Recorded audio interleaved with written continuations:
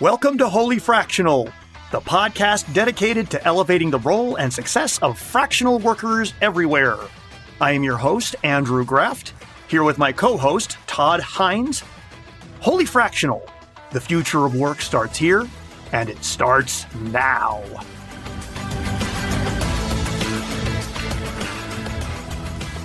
Welcome to the Wholly Fractional podcast, everyone. I am Andrew Graft, and it gives me great joy to welcome back to the recording booth my favorite of all Wholly Fractional executives, our producer and my good friend, Todd Hines. Yay! Welcome back, Todd! Andrew, it is good to be back in the studio with you, my friend. Yeah, it is amazing. So for all you know, just so you all have the sense, we decided early on, I talk so stinking much during these things anyway. Todd was gracious and said, look, dude, you'll be able to speak to it more than I can, Todd, but it was a good idea for me to continue to yammer on, and Todd was gracious enough to let me sort of do this. So he now is back. I have a great sense of comfort and ease and calm now that he's here. So thank you, Todd. I'm glad I can impart an ease and calm to you that you exude even when I am not present in the recording studio. And I think that what we discovered with the transition away from the co-host to you, so you and I together hosting, and now you've taken lead on the hosting, is that it helps the natural back and forth with our guests. And I think it really allowed us to get to the wonderful insights that our guests bring to the table in a cleaner and simpler fashion. And in my humble opinion, you've really come into your own as a fantastic podcast host with an exceptional voice. And so I have really enjoyed giving you the reins of the hosting, so to speak. So thank you. Well, it has been a labor of love to the nth degree. So for those of you who may be wondering, why is this a very special episode? And the reason is because we are officially today celebrating our 10th podcast episode, which is amazing. And if you're wondering to yourself, why is it so amazing? The answer is, I don't know why this is a special episode. Todd, I don't know. What exactly are we doing here? Why is this such a special episode? Well, a couple reasons. One, we've entered into an elite group, we can call it, of podcasters who make it to 10 episodes. The vast majority of podcasters don't make it past 3, and there's a small percent that ever even get to 10. And so I think we can recognize the accomplishment of what it means to get to 10 episodes and still have not only a ton of momentum, but I think we're just getting started. We've got a great track so far. And so let's be grateful for where we are and be excited about where we're going. And so this episode will be fun to look back over the episodes 1 through 9 and talk about where we've been and some of the awesome guests we've talked to. Amen for gratitude and a little bit of Joe Rogan. We're coming for you, man. We're coming for you. We're coming for you, Joe. We've got 10 in and we are on a roll. Yeah, Andrew, I forgot to tell you, I did get an email from Spotify Partnerships today. So yeah, we might be looking at a deal right next to Joe. So yeah, let's go, baby.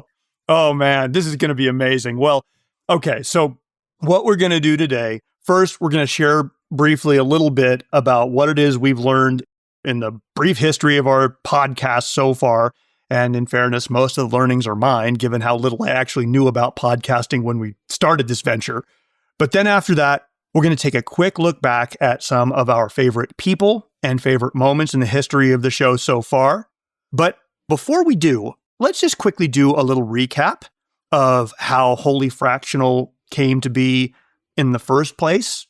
So here's a little bit of the backstory. So for those of you who know me, you know I kind of started down my fractional journey, if you will, late in 2024 when I left my full-time employer to help take care of my aging parents. They're in their mid-80s, and my wife's parents are in their mid-80s. And I didn't know exactly for sure what I was going to do with the rest of my career. I thought maybe I'd even retire, but that didn't feel right.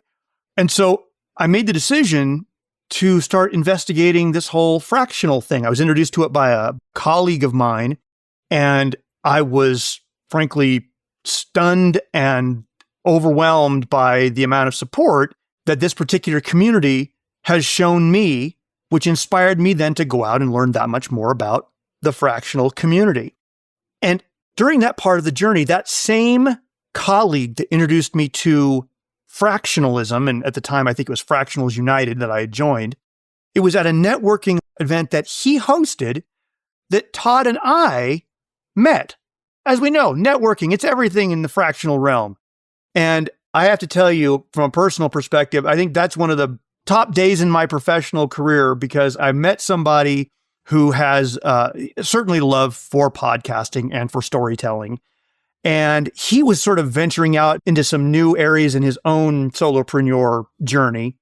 And I thought, oh my, this could be such a great combination of a story that could be told with people who are looking for information, with somebody who just gets it.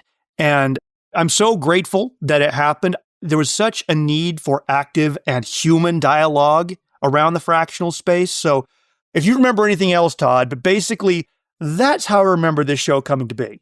Yes. And I am so grateful that we did cross paths when we did. And I think we were both immediately drawn to the potential as fractionals and also the potential that we could align our vision and our skill sets as we had them at that time into making this and putting this together.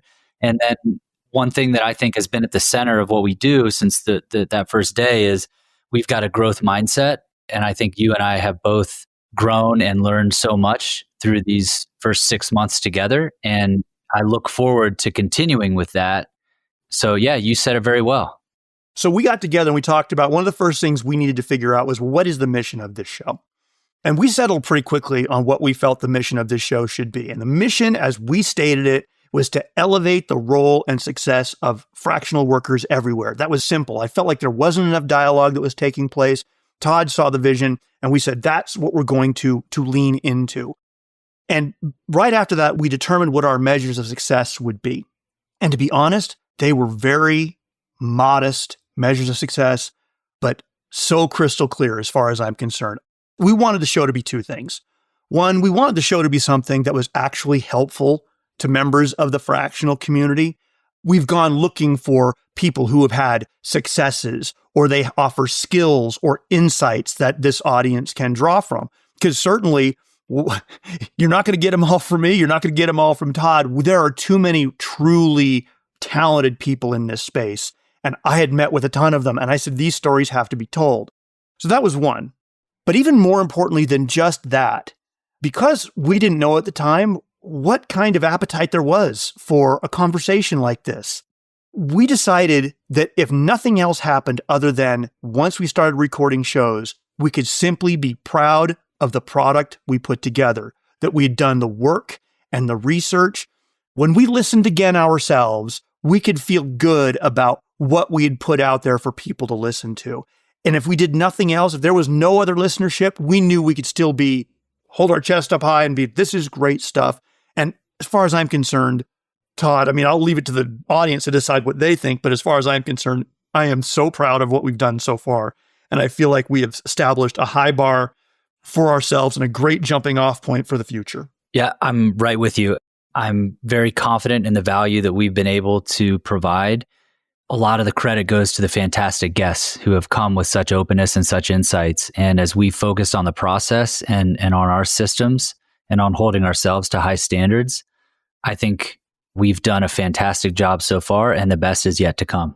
You make a really good point. And I joke about this all the time, but it's true. I'm a marketer by trade.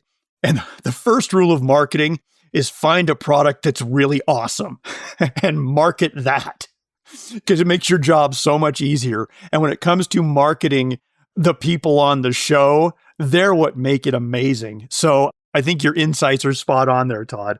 Let's turn for a moment and talk a little bit about some of our overall feelings and maybe learnings we've had about the show to this point. I think one of them we've already kind of talked about. One, my first learning is this is indeed a topic that people in this community care about. The fact is we are in a job market right now that is shaky and uncertain, and more people are coming into this space looking for ways to ply their wares, and for a host of reasons, whether it's because you are doing it out of looking for a new life balance and a new pursuit in your own quality of life and career, or whether it's been foisted upon you because of all the layoffs going on in the economy, the rise of AI, taking away jobs, whatever the reason is, there's an enormous audience that is now learning about what it's like to offer your services as a solopreneur, whether it's called a fractional or whether you want to call it a consultant, whatever that is. It's very relevant at this time in our history, our country's history. Another thing is the world of fractionalism, it can feel very isolating. If you're not out there networking and talking to others, you can feel really alone in between the four walls of your own home office, and you're not sure what else is going on out there and what other people are experiencing. And so you can get into your own head about what the truth is or what the truth isn't, if it's super easy, if it's super hard. There needs to be a space to talk about really what is typical in this space and what people are experiencing. And I will say that from the feedback we've received so far, I really feel like we've tapped into something important for our listeners. In terms of cadence of show, we were originally planning to do one show a week. And boy, was that optimistic. When you're like me and you don't know exactly what all goes into creating a podcast, that sounds really easy to do. But I will tell you, thanks to Todd's help, the fact we're even matching, one every couple of weeks has been phenomenal. And frankly, as far as I'm concerned, I think that's been a good cadence. I hear enough from people in between shows that I feel like it gives time for the show to breathe. Todd has a real insight, more so than I ever will, about what it took to sort of learn our process. And part of that was the amount of talking I do and how long these shows can easily get and letting our guests tell the story. Why don't you speak to that, Todd? Yeah, there's a framework that Andrew and I have come up with, and it's that our job in post-production is to make sure that our audience can most easily get the main insights that our guests came to share. And so our guests have been incredibly generous with their time, and our audience has been incredibly generous with theirs when you all listen to these shows. So we want to do our diligence and serve you by making sure that the best content, the action items, the key insights can be easily consumable. And so while we love during the recording, it's great that things can carry on and the conversation can flow and meander like a river. And then in post-production, we try to make sure that those key insights are showcased while also letting the organic part of the conversation stay intact. And so it's both an art and a science. And that's something that Andrew and I continue to hone in on our process there. Yeah. And I love the process. I mean, it takes a little longer, but I love it. But I will say, if there's anyone out there who has a spare $50,000, $100,000 laying around and they're wanting to sponsor this podcast so we can bring in entire teams of people to speed this up, we'd be happy to do it. It would be our honor to sacrifice that for you. But short of that, we're going to continue down the path that we're going. And in terms of video, I get asked a lot about, well, why aren't you doing video? And one of the reasons is just simply being a bootstrapped, podcast like we are. We're trying to find the right mix of effort necessary to achieve the certain amount of quality that we want to achieve. And the good news is we've had good conversations with very generous other podcasters, people who are in the fractional space who have offered us their insights on how to make that happen. I don't have a time frame on exactly when our first video recording is going to come out, but it's something we talk about a lot. If you got any thoughts on that, Todd? Yes, that's very important. We will absolutely distribute video. To your point earlier about the quality with which we approach each episode, that to me has been the primary focus. And as we've gotten our systems and our process down with audio, I think now we've got a good foundation as far as the structure and the flow of conversations and then our post-production process. I think now we're ready to apply those same things to video. And so while I don't think that we should expect perfection out of the gate, I think you and I do hold ourselves to a high standard. And I think we're there with being able to do that with the video now. Oh, I'm excited about it. And last two learnings for me. One, I have learned in this process how much I stinking love doing this. If we were to stop today, I would feel like I have won a little mini lottery because it has shown to me it has fed all of those things that I love and have wanted to pursue in my own fractional career. The chance to learn, the chance to meet amazing people, the chance to dig in on other people's stories and help elevate those stories. It brings me the kind of joy that I'm not sure I've really seen in many other of my pursuits in the past. So I thank Todd being a great part of it. And probably as much as anything, I've learned the power, as Todd said, of having amazing guests on the show.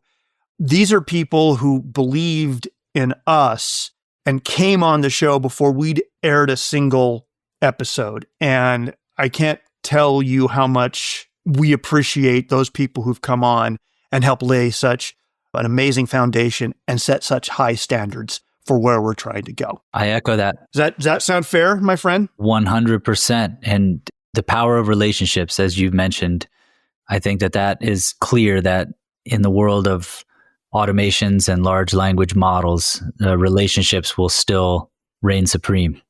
Yeah. Amen. Well, along those lines, speaking of our amazing guests, let's move to the part of our show where we're going to do some recapping of some of our favorite moments. And we're feeling this out, people. We've not done this before. This is going to be kind of freewheeling, but we have gone back and looked at our previous episodes. We've split up the guests we've had, and now we're going to talk a little bit about and share with you our favorite moments and learnings from those individuals. I want to start with someone we interviewed early on. His name is Mark Jackson. And Mark Jackson, he is the founder of a company called Besolo.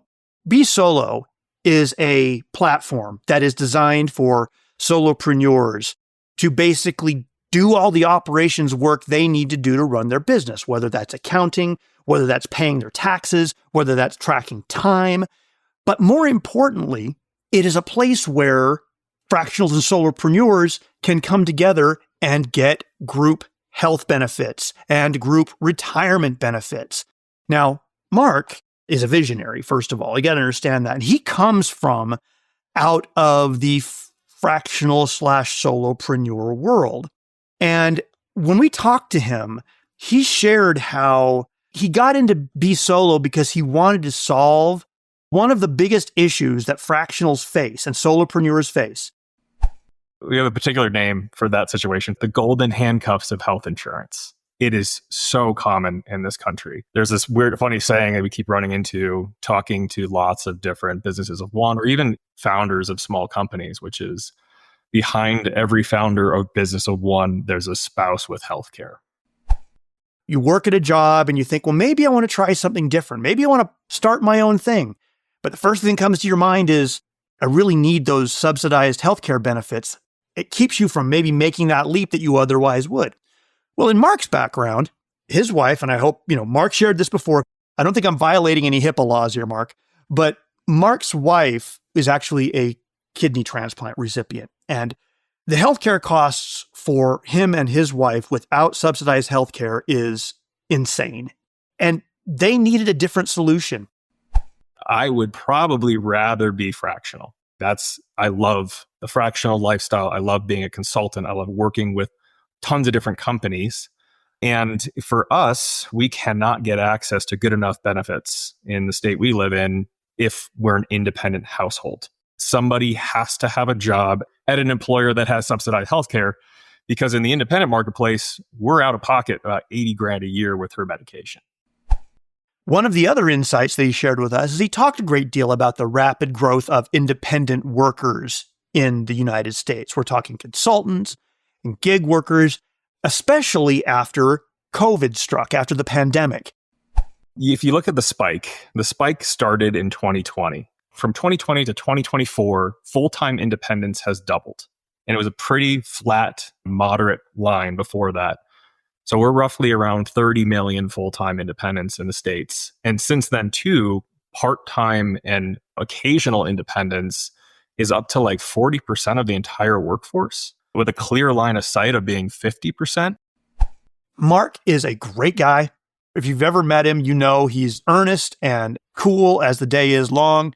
I was very much struck by Mark. I don't know about Todd, but Mark is a great guy to talk to. Yeah, fantastic. A very tactical episode. And he gave a lot of really great insights on structuring of business through the lens of benefits. And so there were some really nice strategic takeaways there. And for me personally, I'm planning a future. I'll be married soon. My fiance works in mental health care, and the goal is for us as we build our family, for her to leave her place of employment and focus solely on her private practice. And so that will put us in the position, as I'm doing consulting and fractional work, to look at a solution like Besolo. Personally, it really hit home, and I'm sure to a lot of people listening. Yeah, go back. If you're trying to figure that stuff out for yourself, go back and listen to that episode. Yep. I can't even scratch the surface on how informational it was, but he makes it feel very easy. So please don't just take our word for it. Go back and listen. All right. That's my first guest that I wanted to recap. You're next. Awesome. All right. So now we will talk about Dipti Patel. Dipti. This was another one of our early conversations, and Dipti is so warm and so insightful, and she's got so much experience and she's got so much heart. And I was really struck by her willingness to share some of the internal changes that went on as she discovered her way into fractional work from climbing the corporate ladder for almost 2 decades as head of product in Silicon Valley. And she talked about how she felt like something was always missing despite the external success. And it was a very difficult loss in her life, someone who she loved and admired deeply. My dad is so special in so many different ways. Like, I actually look at it as, how lucky am I to have been born as a child to him? That's how I look at it. He's one of the 8 siblings in his family. First in his family to have left home in India and moved to Kenya in Africa. For me and my siblings to come to America that was his big thing, which is so always encouraging, going, go there, study there, get settled there. I would say he's just a life force. He was just so joyful. That's why when he passed, none of us were prepared for that. And that, I think, it's one of those things when life throws at you, you really start reconsidering, going, okay, what am I doing here? What is the meaning of life? And at that point, she got the courage to leave her promising corporate role and pursue coaching and fractional work. And so she shared a lot of her philosophies of coaching and building a portfolio career. And she talked about the power of going deep versus going wide, which really resonated with me. She talked about creating clients rather than acquiring clients. And so that concept of creating clients through focusing on relationships and trust over time. Great learnings. Yeah, I thought that was fantastic. And a little more on this relationship building to create clients. She used this phrase that says needy is creepy, and that we can often tell when we're on a call with somebody and maybe we're just getting to know them and they're maybe a little bit desperate. There's an energy that people who are desperate can give out, which is, I absolutely need you to take whatever it is I'm selling to you right now. And that's that whole needy energy. And the way people are doing business now with everybody being online and everything, it doesn't work. It works with you being real, earning their trust, and basically getting to the point where that person then basically says, okay, I'm in a good place in terms of wanting to work with you. She exudes authenticity, and she talked also of values-driven decision-making. And that really stuck with me, and the power of taking courageous action. And so even small steps like networking, if you find yourself timid, which many of us are, that's totally normal. And when you're starting with networking and the beginning phases of building your portfolio career, some might consider small steps. Taking courageous action makes that pathway ahead to professional success and personal fulfillment. And so I'm very grateful to Dipti and look to follow in her footsteps. If you haven't met Dipti before, you really should reach out. And if you get a chance to talk with her, you'll see what I'm talking about. She's just very zen.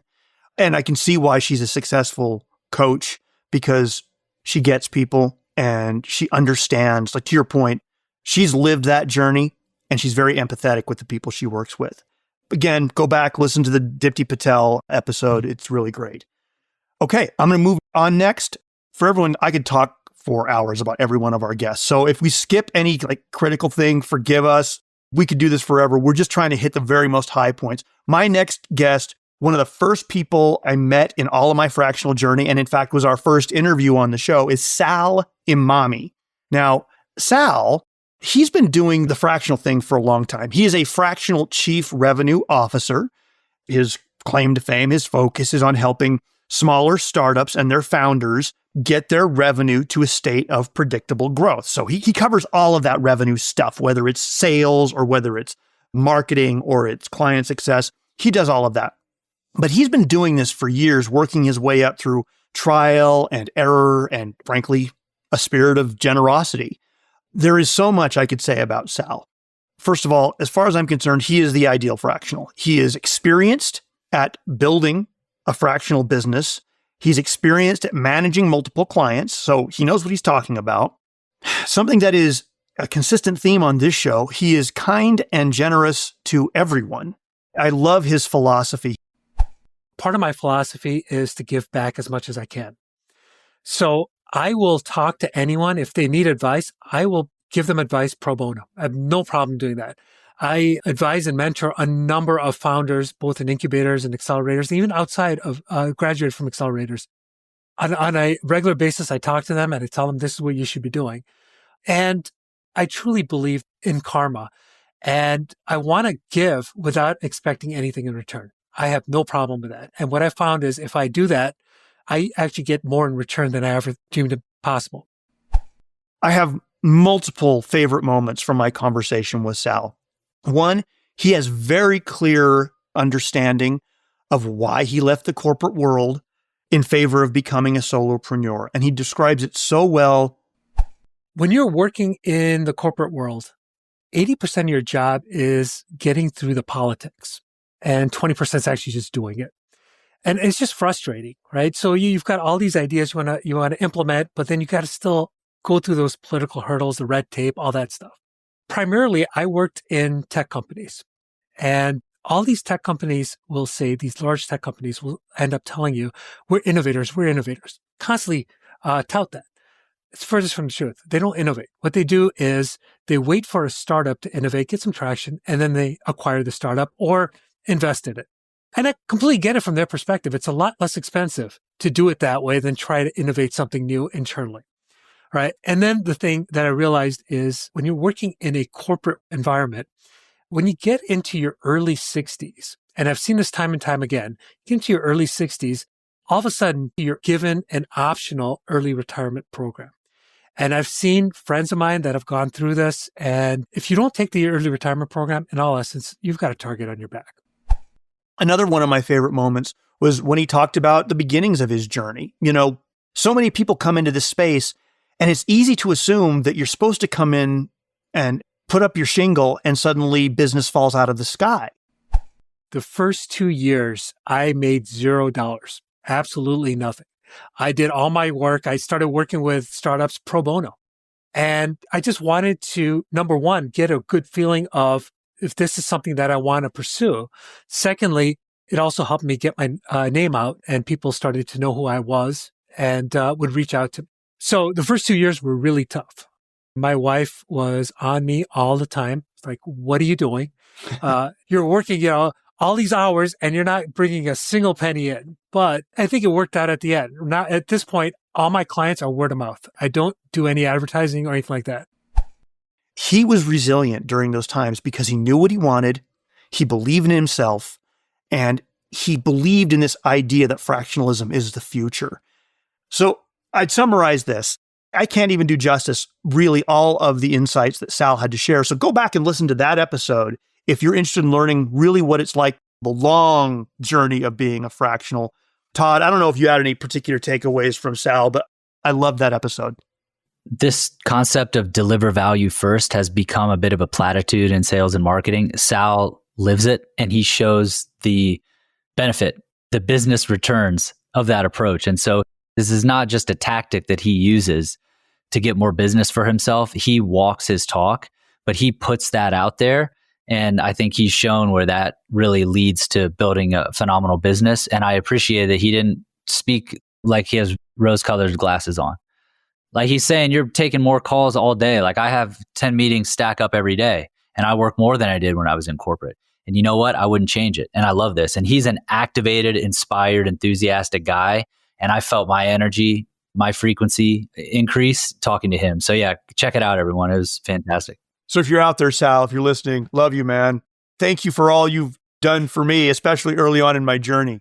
Okay, Todd, we're going to move on. Who's next? My turn. Let us talk about Drew Burdick. Drew Burdick of StealthX.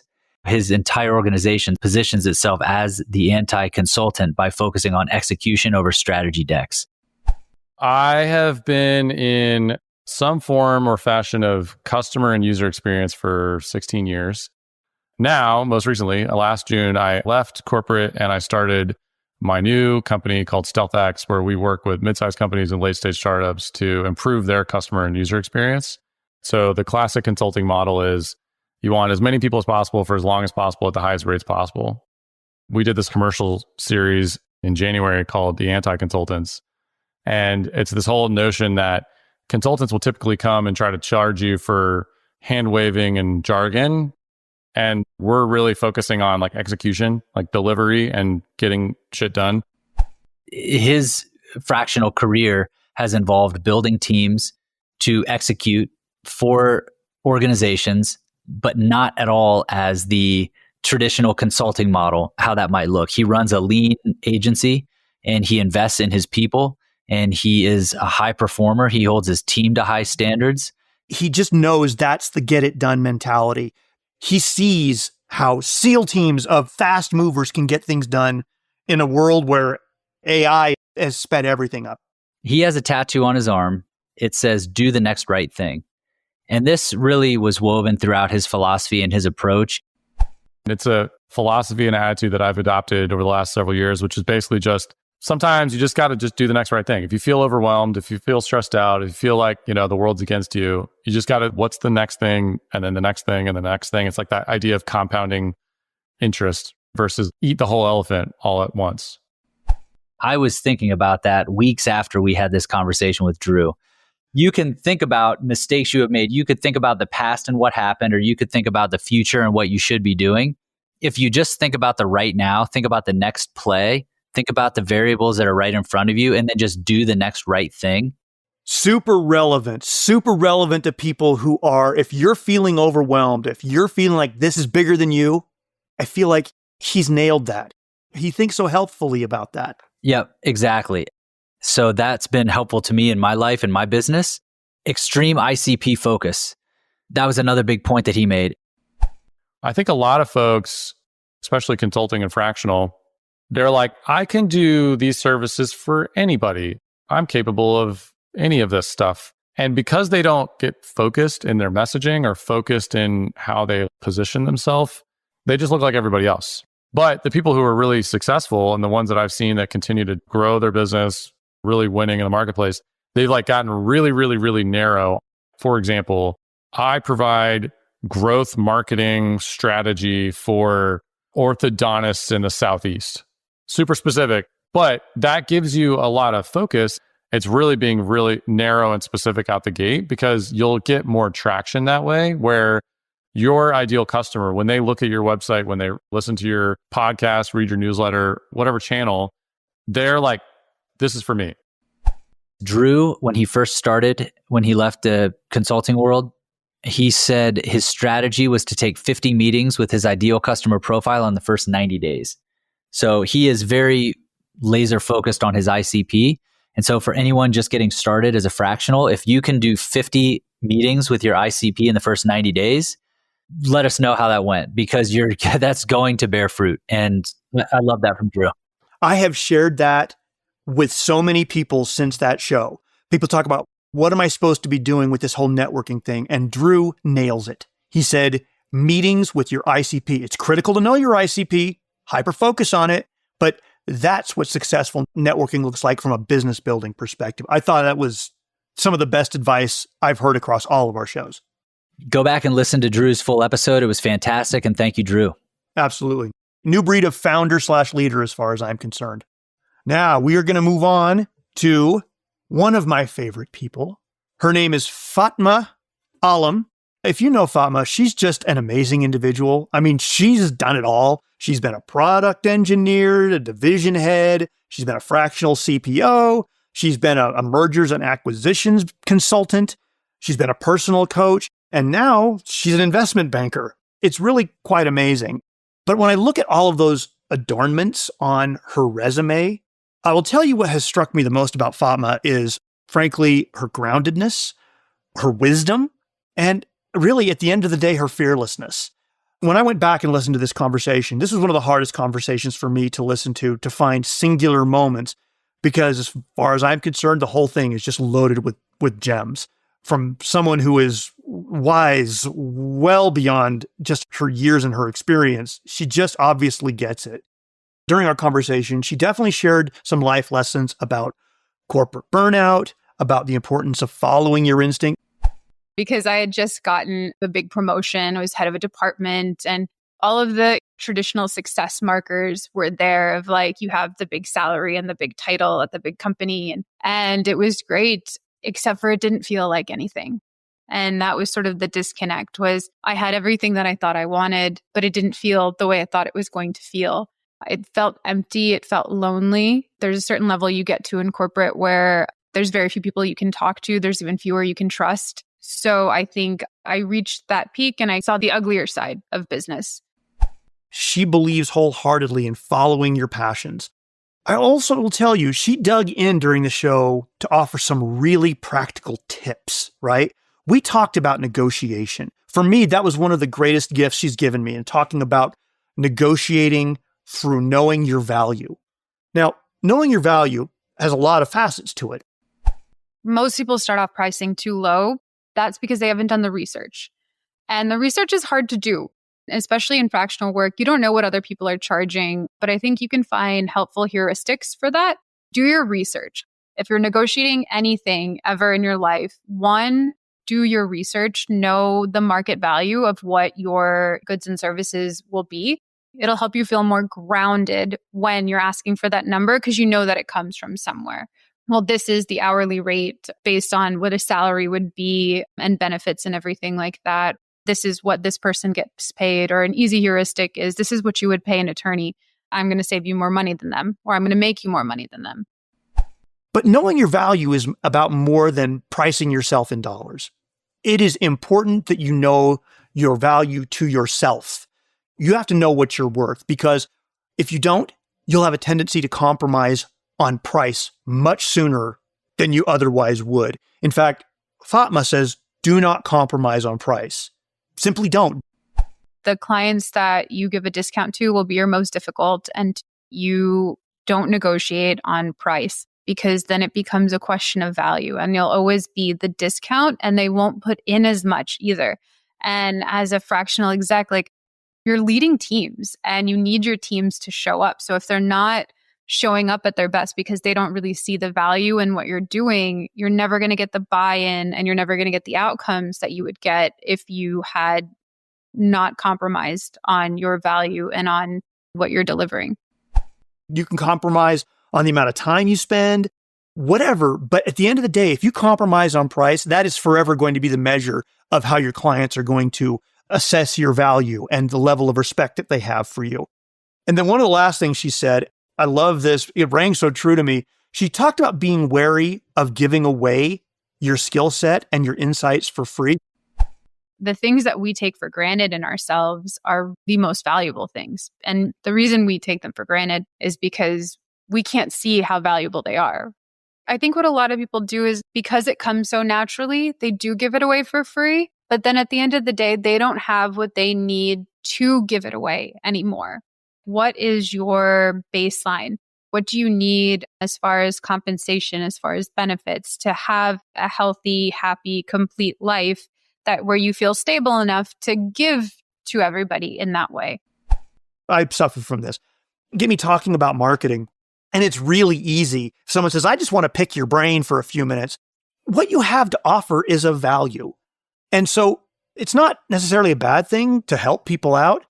But remember, you're going to be more likely to maybe not value what you do as high because it's easy for you and you love doing it. And so you're going to be more willing to maybe give that away for free.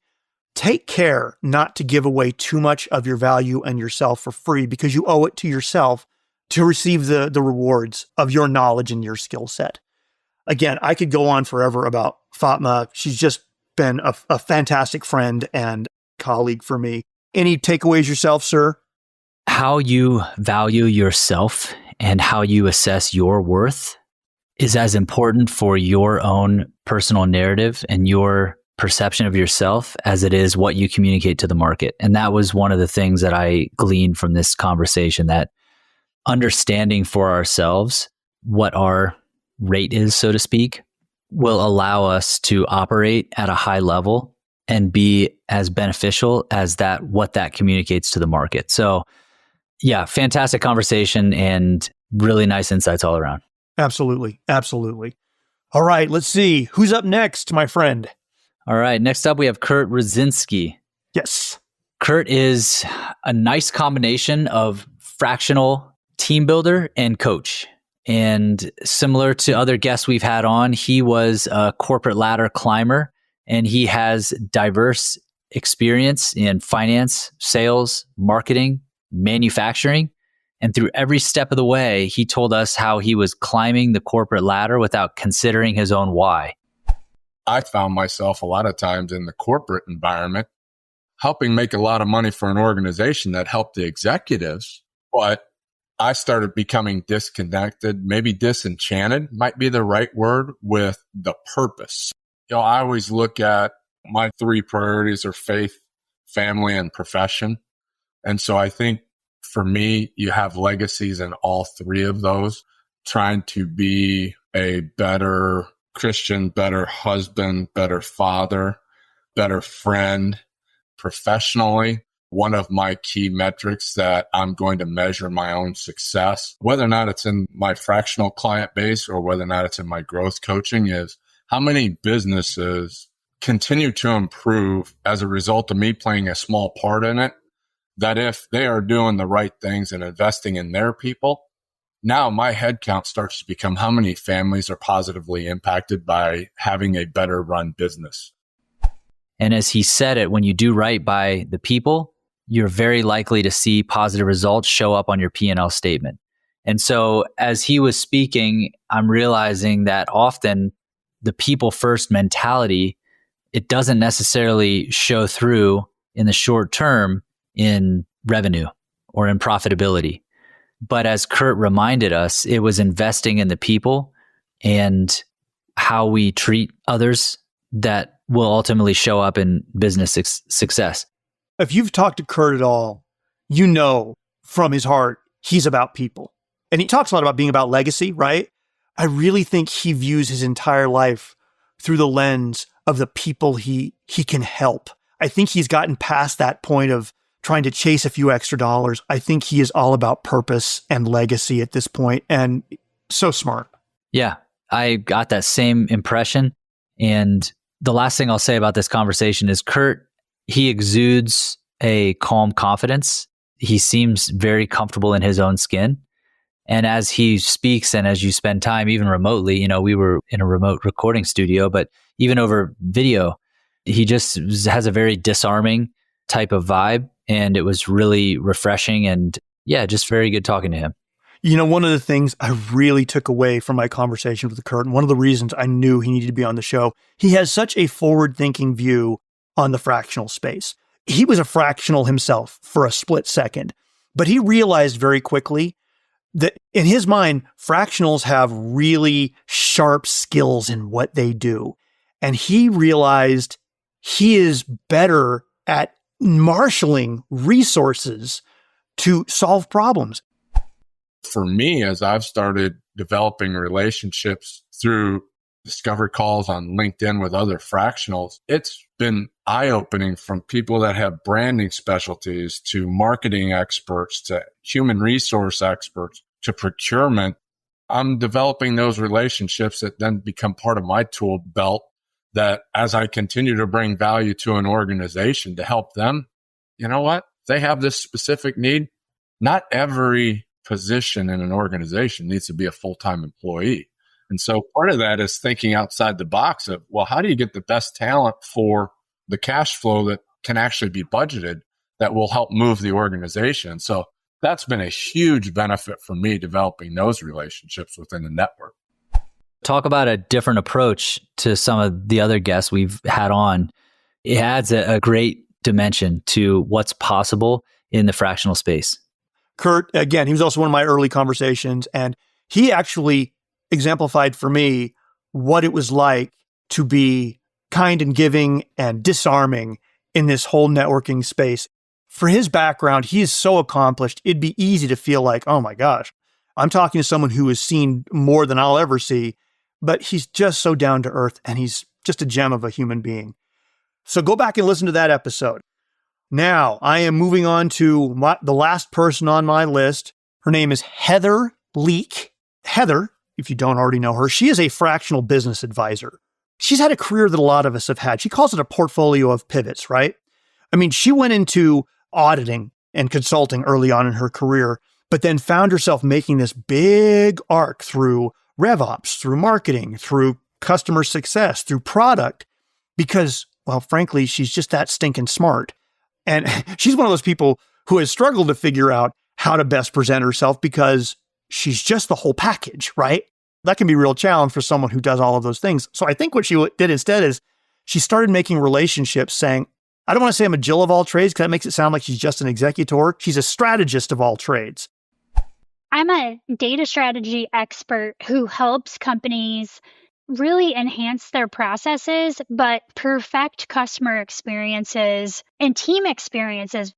I can help stand up teams. I can help get your reporting right. I can help turn your data into money. There's lots of problems that companies have that I can actually help with. And so that's where I try to lead with.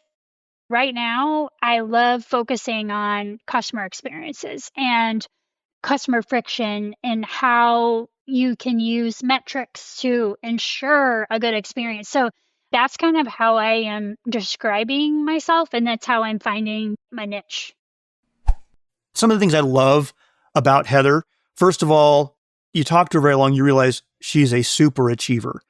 Now, a lot of the fractionals I talk to are achiever by nature. I think that's what kind of you have to be to make your way up the corporate ladder outside of fractionalism, establishing that vice president, that title, the director level, whatever. But she takes that to really the nth degree. And she's just this energizer bunny of her brain moves so fast. One of my favorite moments was she's very in tune with the job market, what's happening in her local community.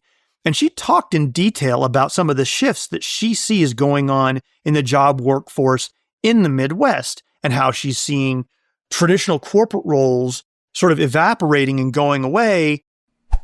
I left my last company at the end of 23, but that summer I noticed that there was a massive shift in what was going on with companies in this market. There were beginning to be lots of layoffs, lots of talk of reducing and eliminating bureaucracy. And so I knew something strange was going on because there were friends of mine that it was taking them much longer than a year to get a role. And it was becoming evident that something was different. And so once I observed it in this market, then I started to take note to all the other places it's happening. And now people like herself, she's fortunate she's been out ahead of it, but the world of fractionalism is getting that much more important in the areas where she works. Most of all the people we talk to, Heather has been very open about a challenge that most of the fractionals I talk to, including most of the fractionals we interview on our show, struggle with.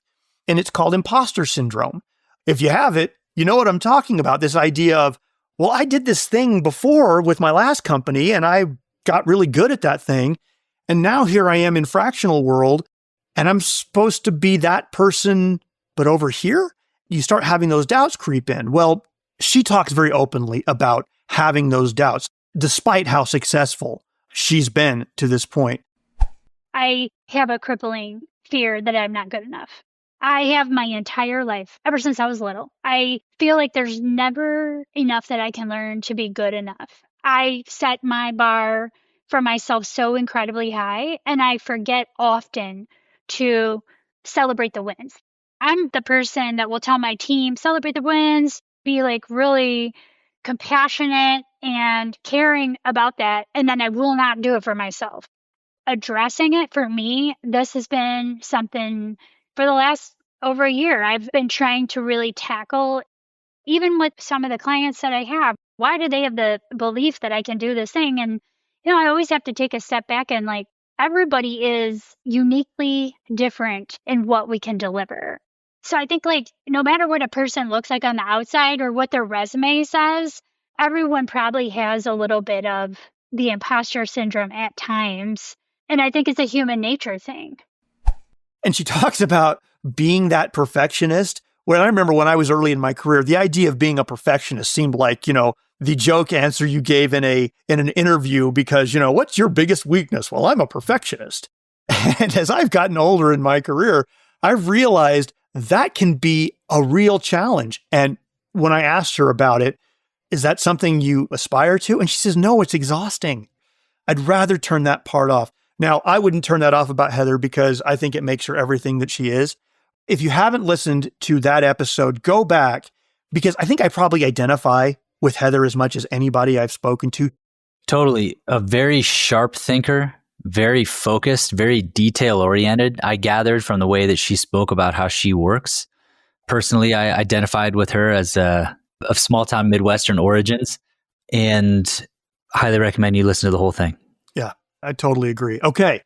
Ladies and gentlemen, I think we're now down to our final guest. Todd, who do we have? Yes, finally, we have a guest who spoke about something that all of us have probably tasted a time or two. And it's come up just in this conversation with Andrew and I several times, and that is imposter syndrome. And we had an amazing coach named Meg Nyman. Yeah, Meg, as far as I'm concerned, it has been a real gift to me to get to know Meg. Meg is someone who became this coach, this personal coach who specialized in helping professionals overcome their self-doubts and their fears. This is something that we all experience from time to time, and it's a universal human experience. We all experience self-doubt to some degree or another. I think some of us listen to it more than others. And I think that the imposter syndrome version of self-doubt, it's in some ways more common than you think because it is something that people have shame and fear about admitting. The whole point is that you're afraid that you're going to be found out as a fraud. So the last thing you want to do is admit that you might be a fraud. So it definitely is a reinforcing cycle. But I think that the notion that we have doubts and that we question our abilities is very human. And the most insidious part about it is that in general, having more success doesn't make it go away. The thing is whether it stops us from doing the things that we want, the things that we really care about, and sort of how much effort it takes in order to get over that hump into doing it.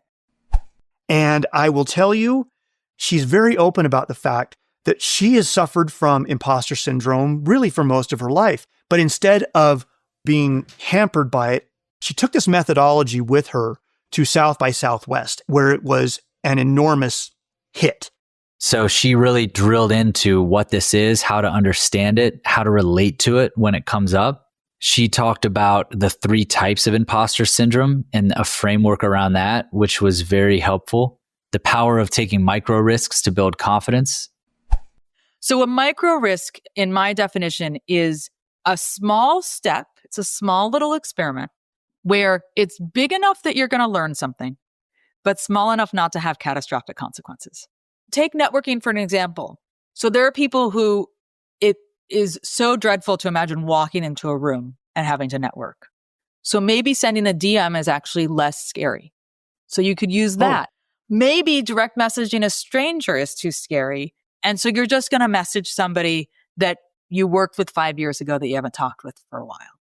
If that's too scary, you're going to message your current boss and just say, hey, all of those could be a micro risk toward being better at networking. And it's like, what's the level that is a little scary, but not flooding your nervous system? And that's going to help you to learn how to do it better. So even if you message your boss, you're going to learn what you should say. and you're going to see how somebody responds to it. And then you can use that when you want to message the stranger. She talked about creating your own process as an antidote to doubt. And specifically, what she's talking about is if you codify your methodology around something, then that helps you to really own and legitimize your experience and your expertise in that area. I think a lot of times we hit imposter syndrome because we haven't articulated our process. I heard somebody say that an expert is somebody who has strong opinions. And I think in writing down your own process, you're codifying those opinions. You're showing who you are. My guess is if you had the chutzpah to become a fractional, you also have the knowledge to write down your own process.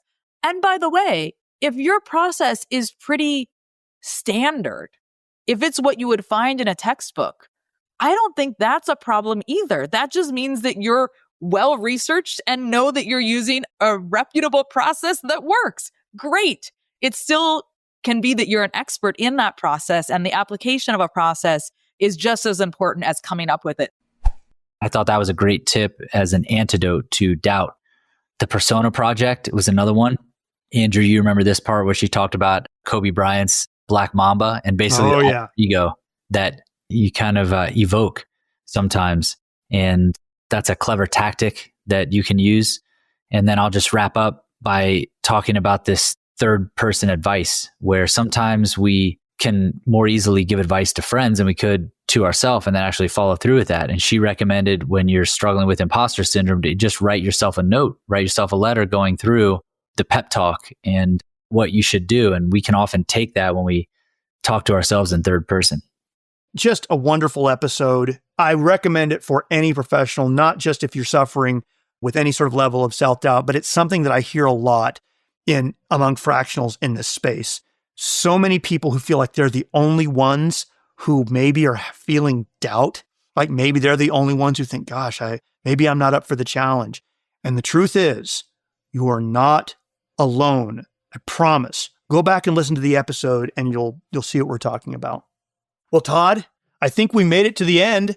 I feel like, I'm exhausted going through all of this amazing collection of talent, and yet I'm energized at the same time. Exactly. And we spent the last better part of an hour talking about each one of these conversations and barely scratched the surface. So we highly recommend that you go back and listen to each one of these episodes, and hopefully you've been able to enjoy the sound bites that we've included throughout and hear some of these things from the voice of the guests themselves. Just a wealth of knowledge and information that these guests so far have shared with us. And so we're incredibly happy. And this has lit the fire in our bellies to try harder than ever, to keep going. Now we're gunning for that 100th episode. We're just getting started. Seriously, this has been a labor of love, as I've talked about, getting to meet the most amazing people. And the fact is, we owe a big, big thank you to all of the guests who appeared on our show to this point, who have helped make it what it is and have helped impel it forward with the kind of momentum that we hoped for when we started. So to our guests, thank you so much. To our listeners, thank you for all of your support and all of your feedback. To our families who have put up with us taking over home offices and bedrooms to record these episodes. And really, to the entire fractional community, if you hadn't been as amazing as you were, if I hadn't discovered what you were all about early on, I don't think I would have found, first of all, something so personal to talk about, and to discover this joy that I get speaking with all of you. So lastly, Todd, I would thank you. You've been a phenomenal partner in all of this. I so couldn't have done this without you, and no end to my gratitude for your partnership in this effort. That is mutual, my friend. Thank you. I feel the same exact way. All right. Well, listen, everyone, that's it for episode number 10. You might as well stay tuned for more incredible conversations to come. We've already got some in the hopper. So, as I like to sign off on every show, remember, stay healthy, stay safe, and stay fractional.